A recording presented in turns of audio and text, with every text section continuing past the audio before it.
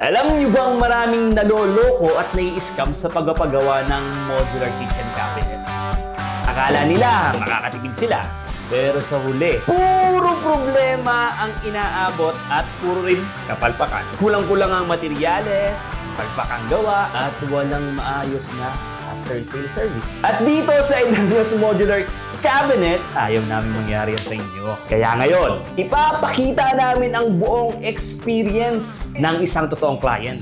Mula sa unang message na inquiry sa amin to consultation hanggang sa mismong pag-install ng kanyang dream modular kitchen cabinet. At kung gusto mong malaman kung paano maiwasang ma-scam at kung paano ka rin makakakuha ng dekalidad na modular kitchen cabinet na deserve mo, panoorin mo tong video na to.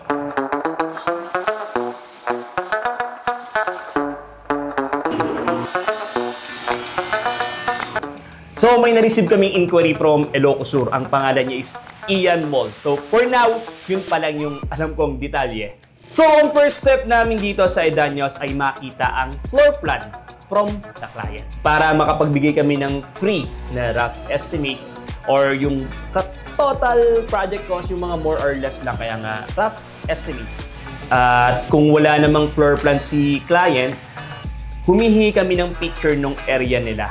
And in less than 5 minutes, nakakapagbigay agad kami ng rough estimate, yung ballpark lang more or less kung magkano nga ba magagastos dun sa project na gusto nilang ipagawa.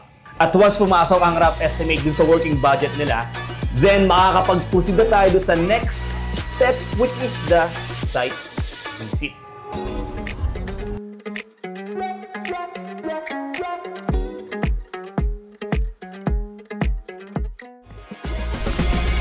Wow. So if I'm not mistaken, nasa second or third step na tayo nung actually closing the project or closing the sale. Ano? So nandito na tayo sa site visit phase ng project. So sa site visit, ito na yung proseso na pupuntahan na talaga natin yung kliyente, yung bahay ng kliyente para makuha natin yung actual dimension, actual na sukat nung area ng kitchen or ng closet nila. And then once nakuha na natin yung sukat, yung actual na sukat, ang magiging next step natin is 3D rendering and 3D designing.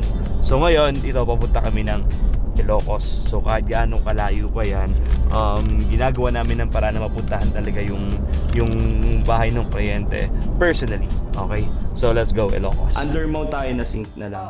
Kasi ayoko na rin to eh. Oo. So yung proposal ng kulay nandun po yun. Hanggat di nyo po na-approve yun, di tayo magsisimula. Once na finalize na yung design, yung kulay, tayo mag-usap po rito sa kung ano yung next phase na gagawin natin. Kaya lang natanggal na nga dahil palitan na natin yan, ma'am. Mura lang naman yan. Dito ako nang hihinahin sa tandem box eh. At saka dyan sa magic corner. Ito kasi mga mahal eh. Kaso, ingay na rin niya eh. Ito yung ginagamit natin, ma'am, sa sa sink area. Marine board na to. Hindi po, plastic po yan.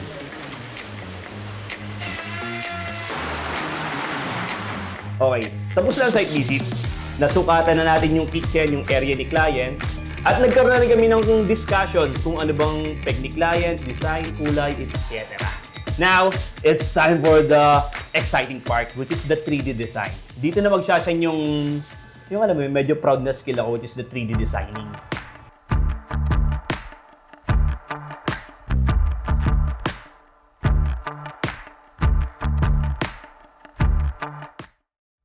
So, ito yun, letter U-shape yung gagawin natin. Hindi ko na ipapakita yung talagang detailed ng pag-3D kasi gusto ko na mapakita sa inyo yung parang magkaroon na ng overview kung paano ba ginagawa yung project dito sa Idanios. So, ito na nga, so based sa measurement at saka yung mga peg na specification ni client, isasama natin lahat ng details. The layout, color combination, materials, para mas makita niya o mas ma-visualize ni client exactly kung ano nga bang kalalabasan ng kanyang project o ng kanyang pangarap na kitchen dun sa actual na area na sinukatan natin. At syempre, importante to na ma-perfect natin yung 3D design para walang sayang na space, hindi sayang ang budget ni client. Kaya naman stay tuned mga brad! Ipapakita ko sa inyo mamaya yung naging final result ng 3D design natin. So once the render na to, ito na yung kinalabasan niya. Ito yung 3D design na naipropose namin sa client. Yan. May perspective dito. Yan, mga yan. So ang naging revision lang dito na galing sa kliyente natin, gagawin lang natin light gray yung lahat ng base cabinet. Tapos the rest, kulay puti na. So, ayun. Yung designing phase natin, tapos na din. Mag-move forward na tayo sa next step.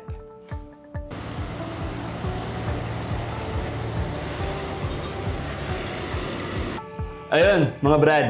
Good news to ha. Nag-message na si Dr. Ian Moll at willing na siyang ituloy yung project. Close deal na. Okay, let's go! Ito, once willing na si client mag-down payment, ibig sabihin, we are one step closer para masimulan natin yung production ng kanilang pangarap na budget. At napili na rin natin yung mga gagamiting materyales, yung color swatches, at lahat ng details, pare, nakaset na. Next step! Ipra-process natin o sisimulan na natin yung production at scheduling din ng installation. At syempre, all throughout the process ng production, ng installation, ipapakita namin sa inyo. Kaya naman, let's go!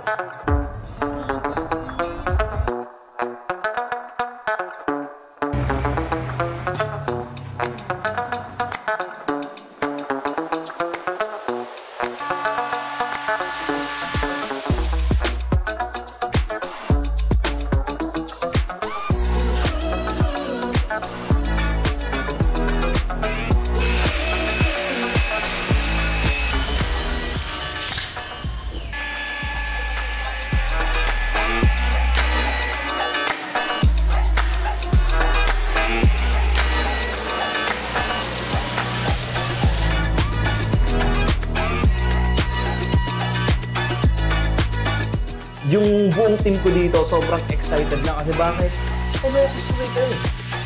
Madadaanan namin dito ang LU. Yan. Testing natin kung makakapag-LU kami, ano. Tapos, yun, binalita ko na sa buong team na Ilocos kami. So, excited sila. Siyempre ako din.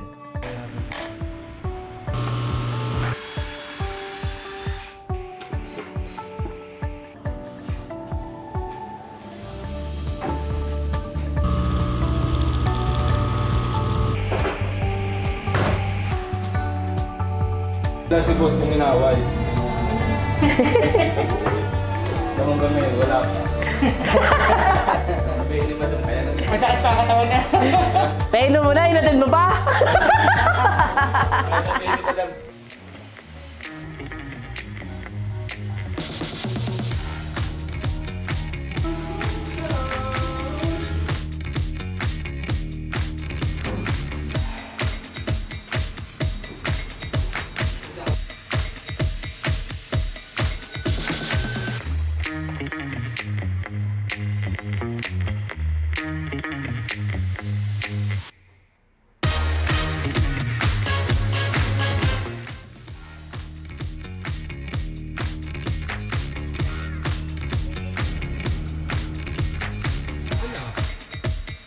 Ano, Bogart? Ha? Alam mo na? Wala ka na pati higaan doon.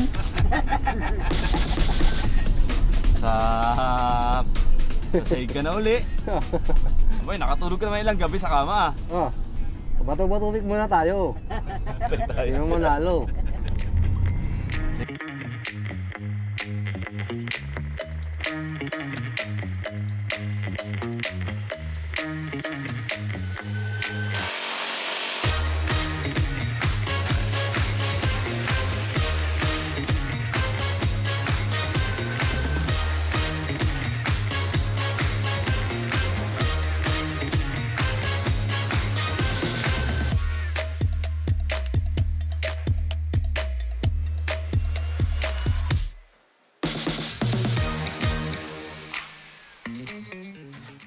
And it's done.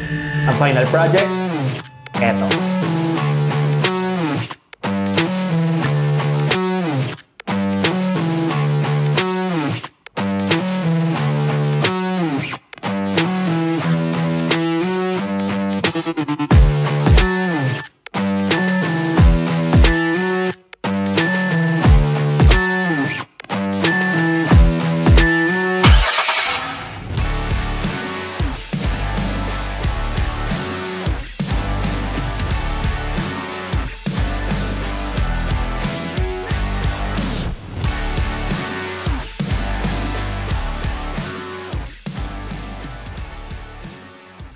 Doc, Naiiyak pwede ako. magkwento ka sa akin kung paano yung journey mo ng paghahanap ng modular cabinet shop na gagawa ng pangarap na kitchen ni Mrs. Sige. Nadali lang yan. Bili, 2000... Natapos kasi yung bahay 2015. Maganda naman yung cabinet, no? Pero syempre si Mrs. nung may mga doktor na kaibigan niya rin na nagpapatayo ng bahay. Since nauna kami magpatayo, medyo parang syempre, pag kino-compare niya dun sa existing naming kitchen, medyo gusto niyang palitan. Anyway, 2019, gusto niya magpapalit. May na-contact na kaming isang cabinet na modular cabinet na gumagawa. Unfortunately, tumama yung COVID. Set na eh. Hindi namin lang naituloy kasi ayaw nga nilang pumunta dito sa Ilocos. 2020. So take note guys, sa Ilocos to ha. Ito na yung pinakamalayo namin na yun. Ano lang? Ang basag. Balik. Tapos yun, 2020 syempre wala nang may gustong gawin kasi nga nag-COVID. Natapos 2022. 2023, nandun na naman yung urge niya kasi nag-start na ulit kaming lumabas. Nakita na naman niya yung mga kitchen. Tapos early this year, 2024, may na-contact ulit akong isang modular shop. Ay, Dok, ba't hindi mo kinuha yung dati? Siyempre, medyo nahiya na rin ako, medyo matagal na. Pero si Mrs., may mga gusto siya na hindi ma-provide nung kausap niya. I mean, hindi naman ma-provide, hindi sila magkaintindihan. Kaya sabi ni Mrs., mag-grab ka nga ng isa pa. Dung araw na yun din, ayun. Sa inisip ko, ba't kaya hindi akong tingin sa YouTube? Baka merong nagmo-modular doon. Tapos yun na, pag pindot ko, hinanap ko, cabinet modular. Ang unang lumabas, Daniels. Ang gwapo nung... Di naman. Oo, yung cabinet. Tapos yun, no, ang maganda dun sa, dun sa vlog mo na yun. Well explained. Dun pa lang parang, okay siguro to. Kasi, pinapakita mo yung ginagamit mo, in-explain mo. Tapos, yun nga, sabi ko, tamang-tama nandun din yung number mo. Ayun, biniber kita. Alam ko, biniber kita. Yes. Sa Viber kami nag-usap nito kay. Ako lagi yung nasagot naman sa Viber. So, yung conversation talaga maglalaro about sa modular, kung paano yung plano. Doc, paano yung gaano kahalaga ba sa isang nagpaplanong magpagawa ng modular yung paghahanap ng tamang contractor? Importante yun, no? Kasi sabi ko nga, marami na akong pinagawa. I mean, paggawa ng bahay, paggawa ng pool. Marami na. Pero importante na okay yung kausap mong contractor. Time nga ako, naikwento ko na rin na meron ako napagawa na medyo doon lang ako medyo hindi na masaya. Mako-compare mo talaga yung maayos na contractor sa hindi. Pero swerte ako dahil napakaayos mong kausap. Sabi ko, isa sa mga, kung sa kitchen, ikaw na. Pero sabi ko nga, sa mga nakausap ko na contractor, isa ka sa pinaka-okay. I mean, wala akong naging problema. Talaga nung pinangako mo sa akin na, Dok, wala kang problema yan sa kitchen mo. Talagang na-deliver mo yun. Thank you, Doc. Wala akong complain. Salamat po. So, kumusta yung journey sa Daniels? Talagang di ba meron tayong laging nakikita natin yung expectation and reality. Actually, yung reality mas narampasan niya na expectation. Hindi, so ang kagandahan kasi sa inyo, sa grupo niyo, yung camaraderie, mabilis kumilos, pero nandun yung hindi na iwanin yung quality.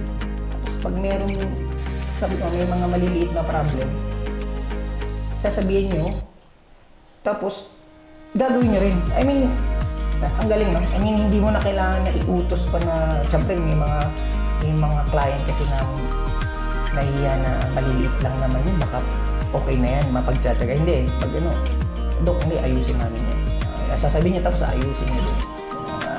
Parang naging maikling panahon, no? Sa 1 week, parang naging part na naman kayo ng pamilya. Kaya sabi ko, kaya nga bala ko, di ba, yung sa Dirty Kitchen, papagawa din natin. I mean, Sana nga kunin ni Sir Dian kahit maliit yung project. Kukunin yun. Ang maganda sinabi nito. Sabi ko, yung pangit yung sabihin eh.